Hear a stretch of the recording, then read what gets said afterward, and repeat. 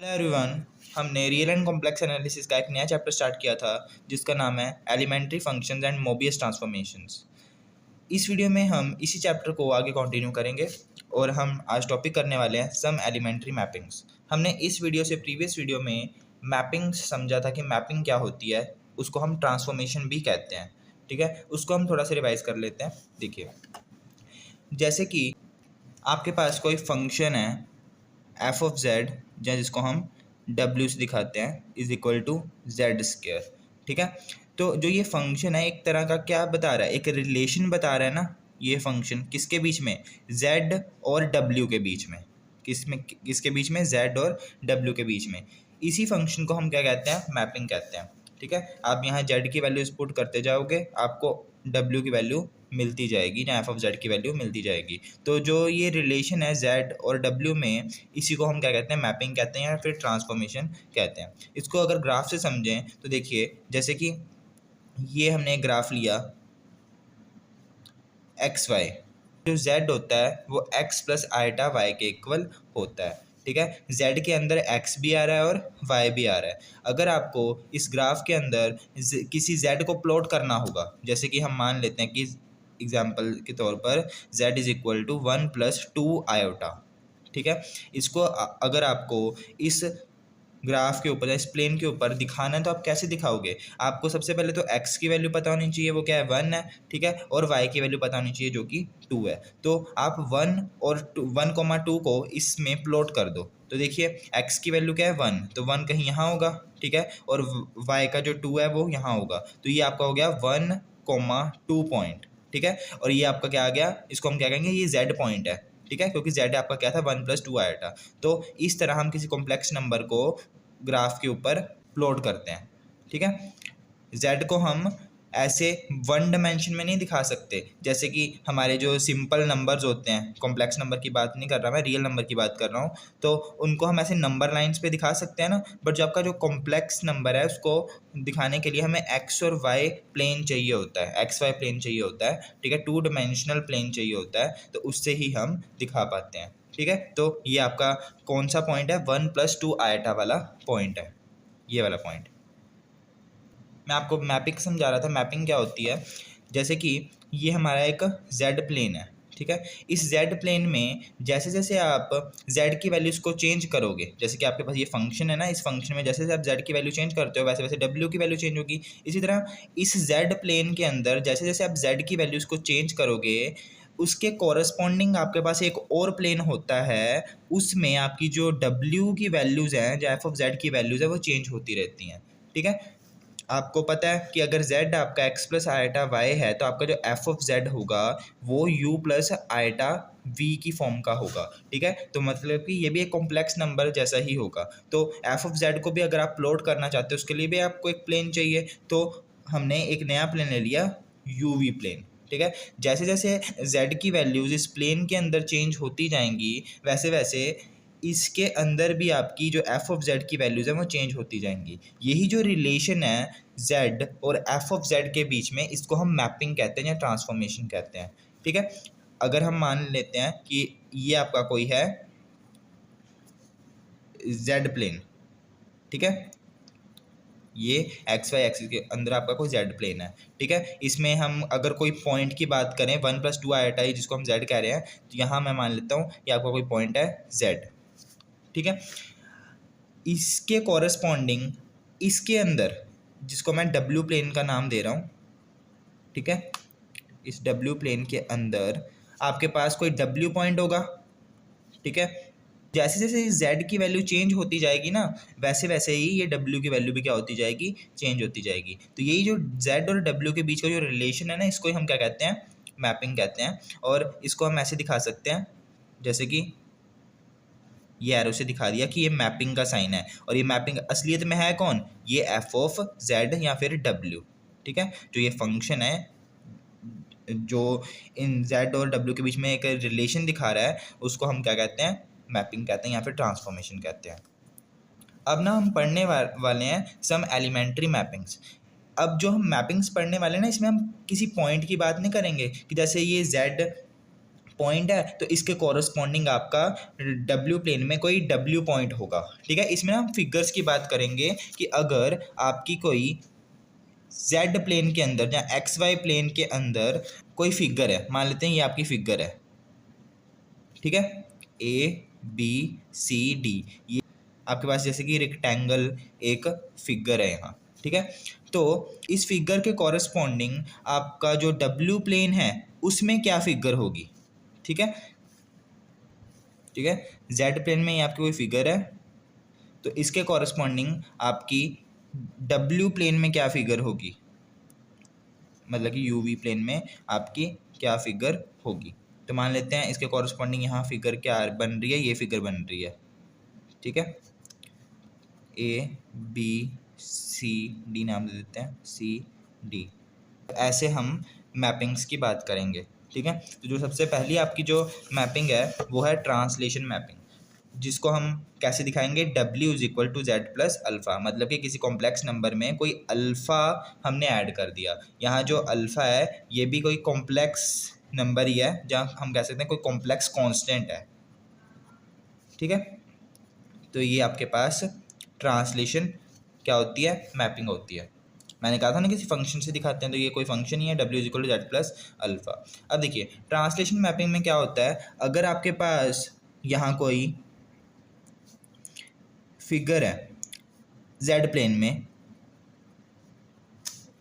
ठीक है, जैसे कि मैं वही एग्जांपल लूँ, ये वाली फिगर है, तो ट्रांसलेशन मैपिंग के कारण क्या होगा, जो आपका डब्ल्यू प्लेन होगा ना उसमें जो ये फिगर है इसके को जो कॉरस्पॉन्डिंग फिगर होगी वो क्या हो जाएगी, डिस्प्लेस हो जाएगी किसी डिस्टेंस से। जैसे कि ये फिगर यहाँ थी तो ये बिल्कुल उठा के हम क्या कर देंगे, थोड़ी सी यहाँ रख देंगे, ठीक है, मान लेते हैं कि यहाँ रख दी, तो यहाँ फिगर में कोई चेंज नहीं आया, किसी साइज़ में कोई इसका चेंज नहीं आया, बस क्या हुआ, जैसे ये यहाँ थी इसको डिस्प्लेस करके थोड़ा सा यहाँ रख दिया डब्ल्यू प्लेन में।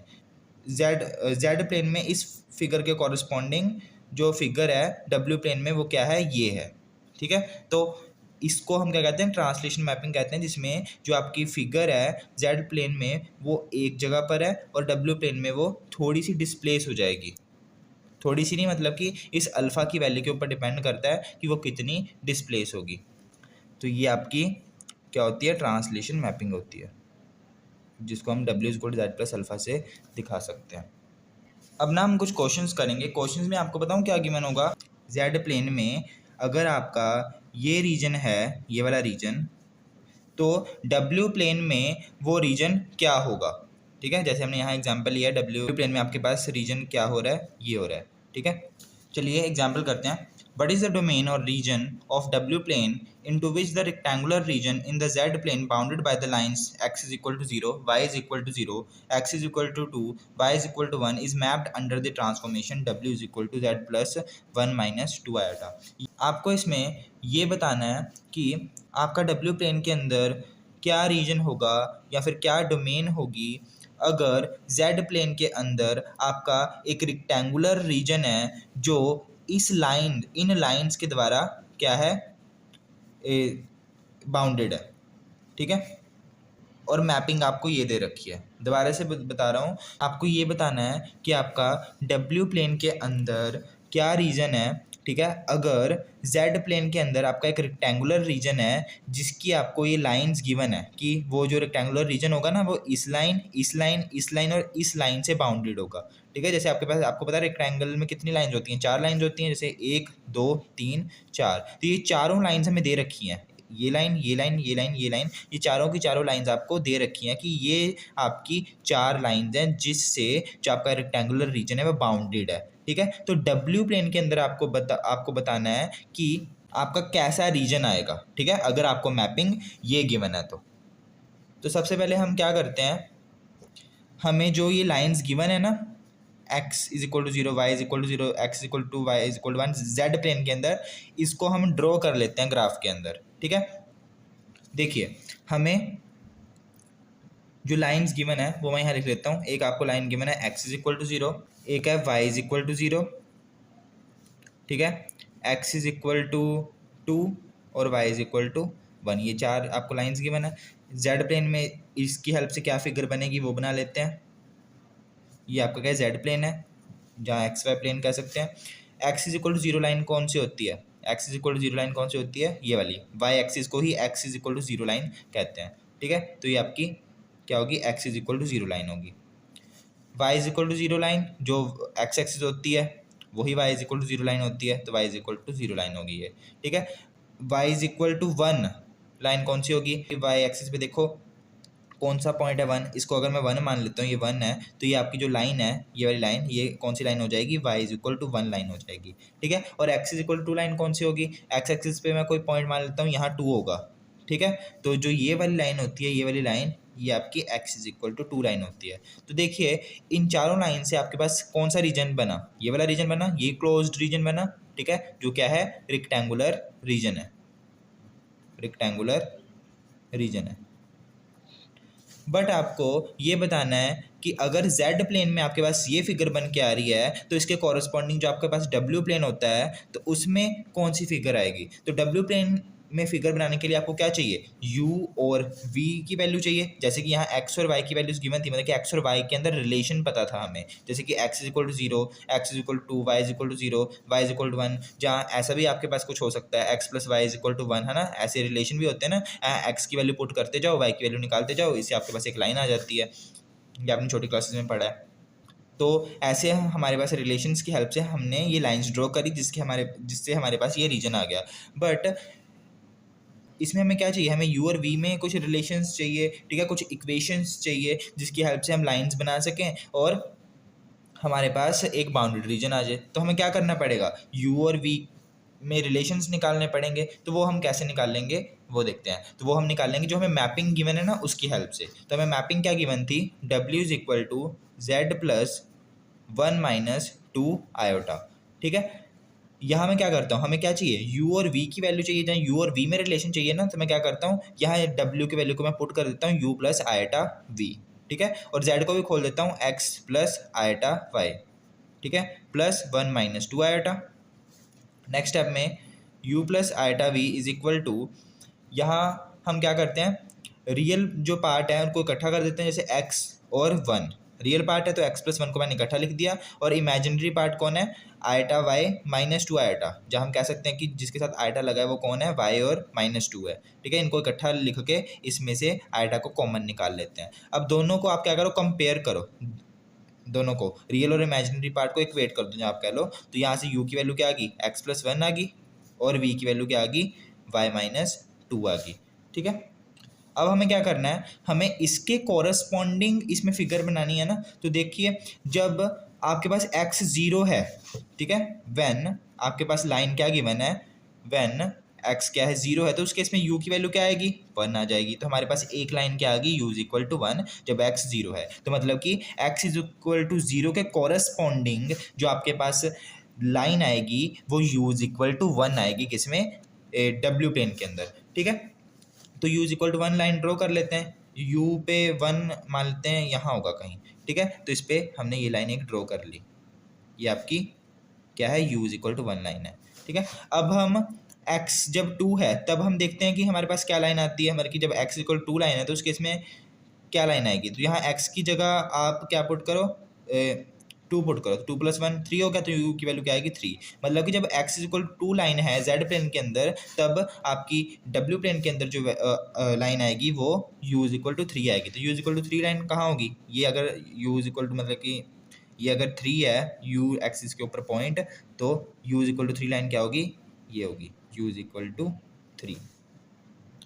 अगला आपको क्या दे रखा है, y is equal to zero, Y is equal to zero पे देखते हैं। जब y जीरो है तो उस केस में क्या होगा, तो y आपके पास यहाँ दिखेगा v में, तो v में y की जगह जीरो पुट करो तो क्या आ जाएगा, माइनस टू, तो v की वैल्यू माइनस टू। मतलब कि जब y जीरो है, जब आप कह सकते हो जब आपके पास जेड प्लेन में y is equal to zero line है, ठीक है, तो w प्लेन में कौन सी लाइन होगी उसके corresponding, y is equal to zero के कॉरस्पॉन्डिंग, वो क्या होगी, v is equal to minus to.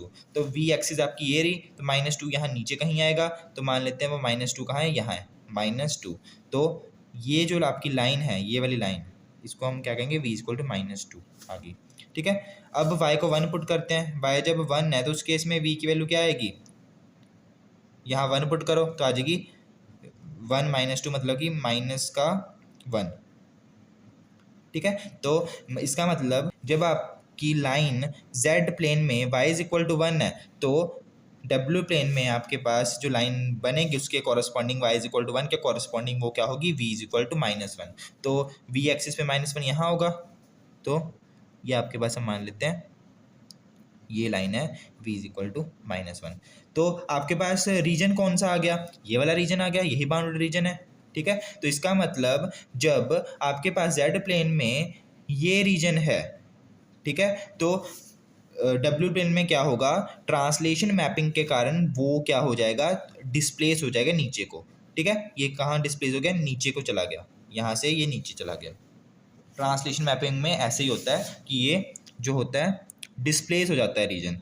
ठीक है, डब्ल्यू प्लेन के अंदर अगर जेड प्लेन में यहाँ है तो डब्ल्यू प्लेन में कहीं और चला जाएगा, तो इस केस में ये नीचे चला गया। तो यही आपको करना था। ठीक है, तो आई होप आपको समझ में आ चुका होगा कि ट्रांसलेशन मैपिंग क्या होती है, जिसमें अगर जेड प्लेन में कोई रीजन है, ठीक है, जहाँ कोई फिगर है तो वो डब्ल्यू प्लेन में डिस्प्लेस हो जाती है किसी डिस्टेंस से, पर उसके साइज सुइज में कोई फ़र्क नहीं पड़ता। ये भी नहीं है कि ये कुछ रोटेट होगी, ठीक है, ऐसा कुछ नहीं होता।